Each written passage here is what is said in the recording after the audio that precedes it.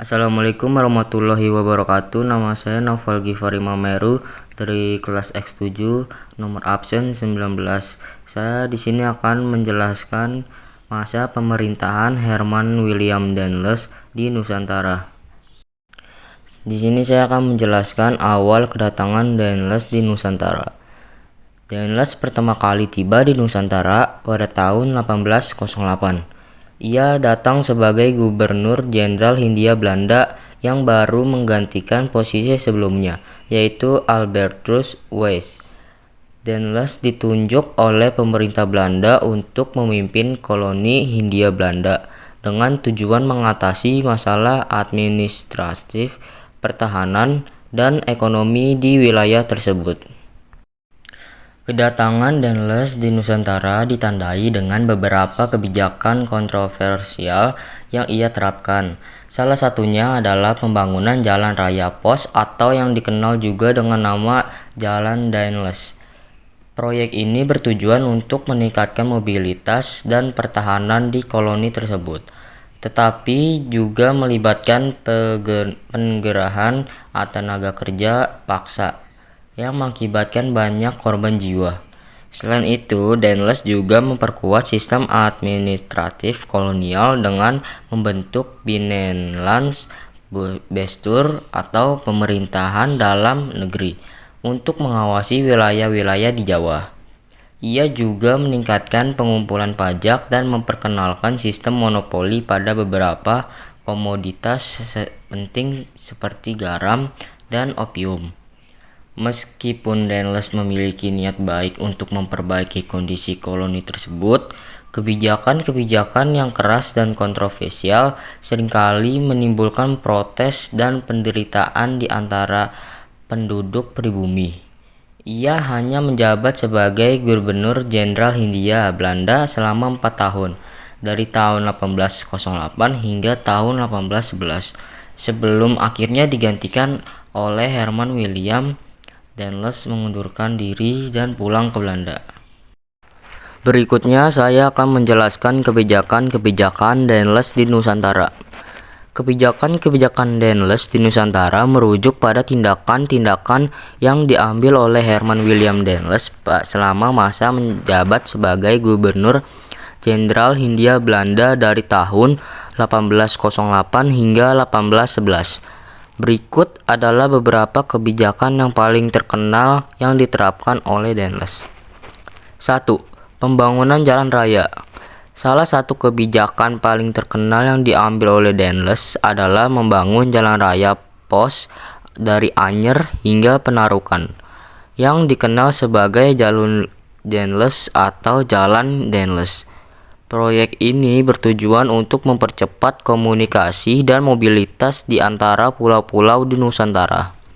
Jalur ini memiliki dampak besar dalam memperkuat kehadiran pemerintah kolonial Belanda di wilayah tersebut.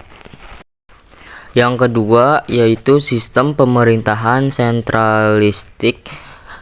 Daniels menerapkan kebijakan pemerintahan yang lebih sentralistik dengan memusatkan kekuasaan di tangan gubernur jenderal.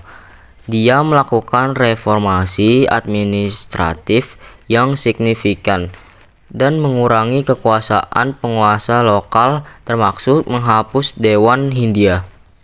Yang ketiga, reorganisasi militer. Daniels melakukan reorganisasi militer dengan tujuan memperkuat kekuatan militer kolonial.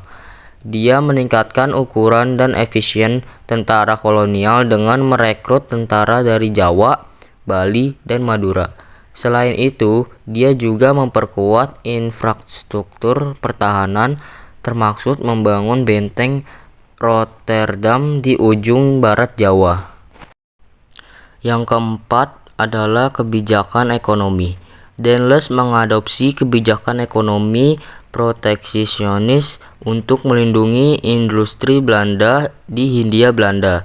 Dia membatasi impor barang dari luar dan mendorong produksi dan perdagangan barang-barang dalam negeri. Meskipun beberapa kebijakan Daniels dianggap kontroversial dan memicu perlawanan lokal, seperti penindasan terhadap pengusaha lokal dan eksploitasi sumber daya alam. Keberadaannya juga meninggalkan warisan dalam bentuk infrastruktur dan modernisasi di Nusantara. Jalan raya pos yang dibangun masih digunakan hingga saat ini dan menjadi salah satu pencapaian terkenal masa kolonial Belanda di Indonesia. Materi selanjutnya yang kita bahas adalah akhir pemerintahan Daendels di Nusantara. Pemerintahan Daendels di Nusantara berlangsung dari tahun 1808 hingga 1811. Herman Willem Daendels adalah seorang jenderal Belanda yang ditunjuk oleh pemerintah Belanda untuk menjadi Gubernur Jenderal Hindia Belanda. Selama masa pemerintahannya, Daendels dikenal karena reformasi radikal yang dilakukan di Hindia Belanda. Tujuannya adalah untuk memperkuat posisi Belanda di wilayah tersebut dan meningkatkan efisien administrasi kolonial. Salah satu tindakan paling terkenal yang diambil Daendels adalah pembangunan jalan raya yang terkenal dengan sebutan Jalan Raya Pos atau Great Post Road, yang menghubungkan Anyer di barat Pulau Jawa dengan Penarukan di timur Pulau Jawa. Jalan ini memiliki tujuan strategis dalam mendukung pergerakan pasukan dan barang dalam rangka memperkuat kendali Belanda di wilayah kolonial. Selain itu, Daendels juga mengadopsi kebijakan kontroversial seperti penguatan pajak yang berat dan paksaan kerja wajib untuk proyek-proyek infrastruktur. Kebijakan ini seringkali memicu ketidakpuasan dan protes dari penduduk pribumi yang merasa diperlakukan secara tidak adil oleh pemerintah kolonial Belanda. Pada tahun 1811, pemerintahan Daendels di Nusantara berakhir ketika Hindia Belanda direbut oleh Inggris selama Perang Napoleonic. Daendels sendiri dipanggil kembali ke Belanda dan digantikan oleh Thomas Stamford Raffles sebagai Gubernur Jenderal.